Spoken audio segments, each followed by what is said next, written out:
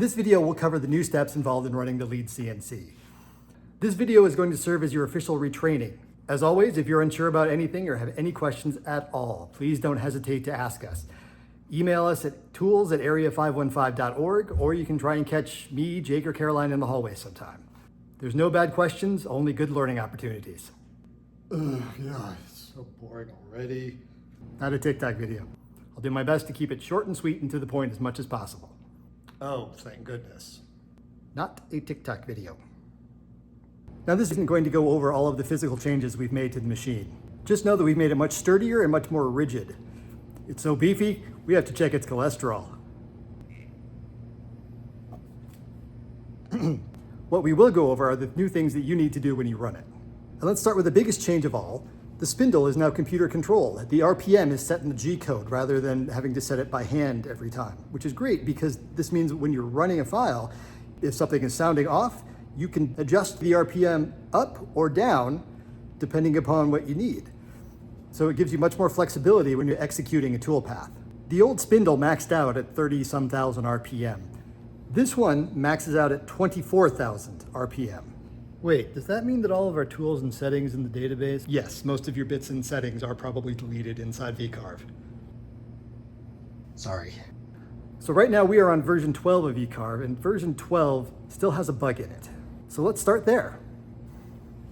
That brings us to the Space Classroom computers. So in order to use VCarve, you first need your own license. That's covered in another video that I'll put a link to in the description below.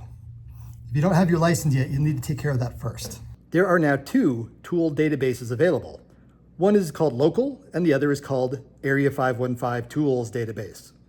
As you can probably guess, the local database is the database that's stored on the computer that you're at. By contrast, the Area 515 Tools database is a shared database, and you should see the same thing in it whether you're on that computer, this computer, or that computer. The bug in version 12 right now is that we can't edit that shared database. As of this video, at least, anytime we want to make any changes to Area 515 Tools database, we have to send those changes to Vectric and they make the change for us. Ideally, what we stewards want is to make it so that when you create the settings for a bit or change the settings for a bit, you can save those settings to the shared database and then have access to that no matter what computer you're on. Right now, though, you can only save bits and settings to the local database. But here's a quick workaround. Let's go through and create a new bit with settings. Please create a new top-level folder with your name.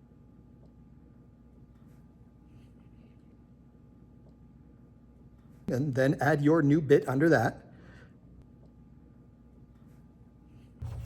When you're creating new settings, remember to use the equations you learned from your training.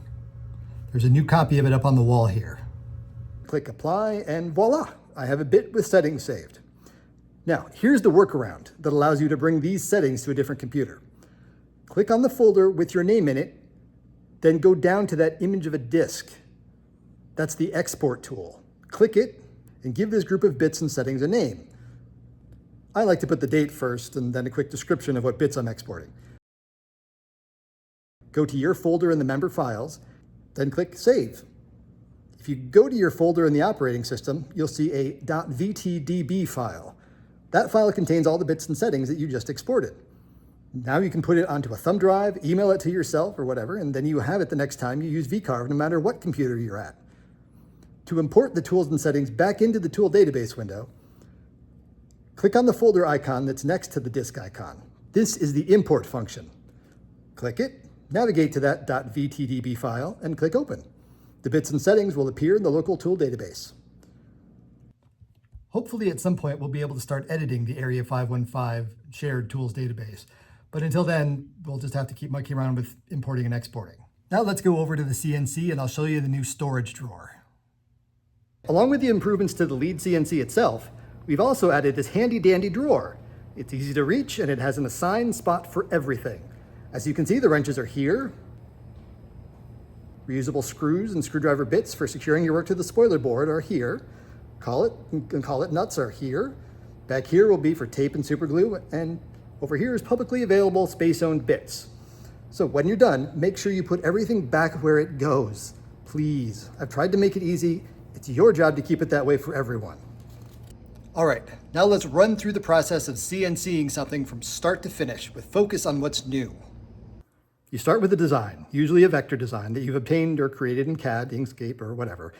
Then you go to VCarve, where you first describe the dimensions of your workpiece, then you lay out the design using the suite of tools that's on the left, before creating your toolpaths using the suite of tools on the right.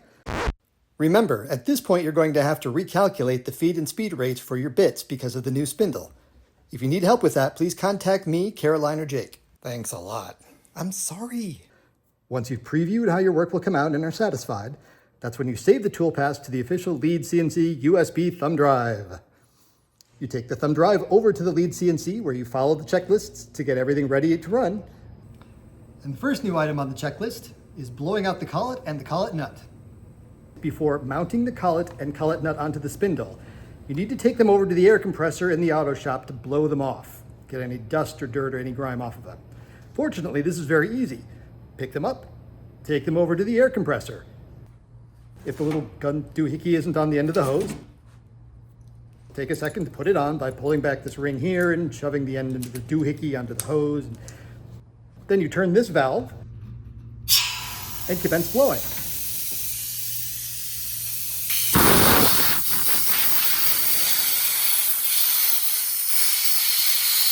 Your goal is to make sure there isn't any dirt or dust on the equipment that could get between the spindle and the machine itself.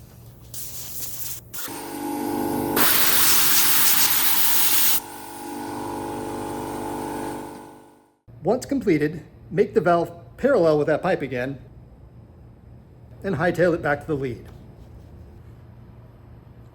Next, we'll go over how to use the torque wrench. The torque wrench is a device that starts to click once you apply a certain amount of force to something.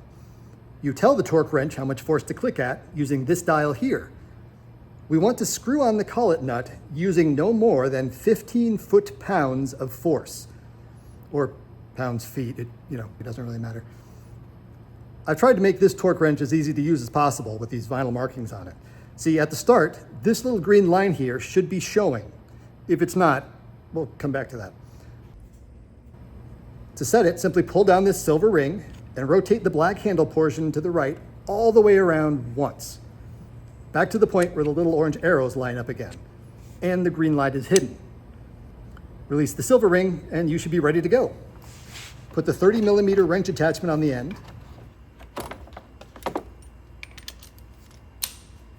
Grab the 20mm wrench as well, and you're ready to put on the nut.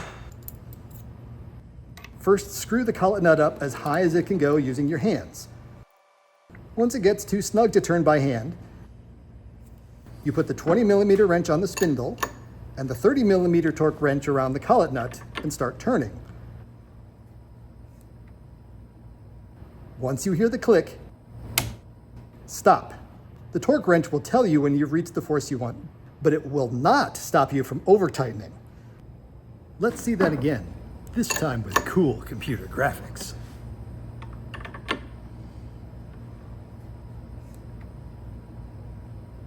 The clicking sound should start around 45 degrees from your starting point, so stop at that point even if you don't hear the clicking. And here's why. Torque wrenches can lose their calibration if they're not stored with the tension released, and they start clicking at the wrong amount of force. To prevent this, we have to store the torque wrench with the dial fully loosened. That's why you should always see the green line when you get out the torque wrench, because it means the previous person loosened it before putting it away. So if you get out the torque wrench and you don't see the green line, put less trust in the clicking sound and more trust in that 45-degree measure. And please email the steward to let them know that somebody done up. Okay, take off and store the 30mm wrench head. Then you can put it back in its drawer. With your bit secured in the collet and collet nut, continue following the checklist. It's not in this video because technically it's not a new thing, but you should know that the touch-off plate doesn't work yet. So when you set the work home point, you'll have to do it manually. I made a refresher video about how to do that. I'll put a link to it in the description below. So at this point, we've gone through blowing out the collet and the collet nut, using the torque wrench to tighten the collet nut on. The next new item on the checklist is making sure that your tool paths don't intersect with any of the screws you used. This only applies when your screws are directly in your workpiece. If you have a second spoiler board like this one does, you don't have to worry about it because your toolpaths will be nowhere near the screws. First, pull up your G-code file. Then manually move the spindle over top of each screw that you use to secure your workpiece. While there, look at the spindle's position on the 3D display of your G-code in Open Builds Control. Make sure that if the spindle is nowhere near your toolpath, you're good to move on to the next screw. Check that screw's location relative to the toolpaths. If they're not close, you're good to move on to the next one. Now, if you move the spindle over top of a screw and it is in the way of your work path, it means you have to go back to VCarve and change your original toolpath somehow. You need to alter the file so that the toolpath no longer intersects the screw. Once you finish checking all the screws, the last new item on the pre-flight checklist is letting the spindle get up to speed before you actually run the job. In Open Builds Control, click on Tool On, Variable Speed Spindle On 100%. Then wait about 10 seconds for the spindle to get up to speed.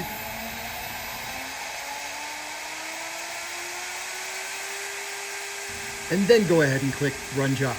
This means that the spindle is up to speed at the time your job starts. So all it has to do is slow down, and that takes much less time than getting up to speed in the first place.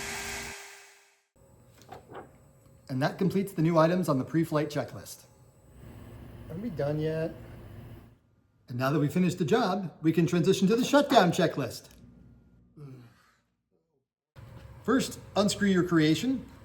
Return the screws to the reusable screw bin in the drawer. If any screws are stripped, throw them away. Place the screwdriver bit from the drill back in the drawer. Remove the collet and collet nut from the spindle using the provided wrenches in the drawer. Don't have to worry about the torque wrench this time.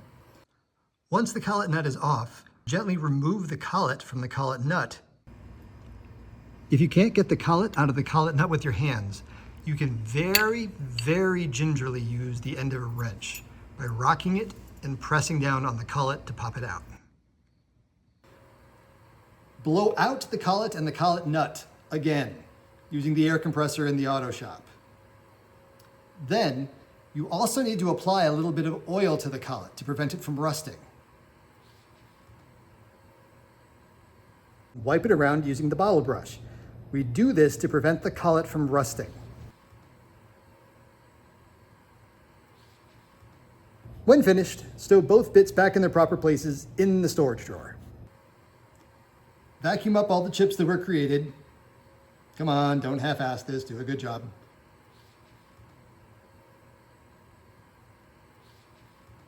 Sweep up chips on the floor.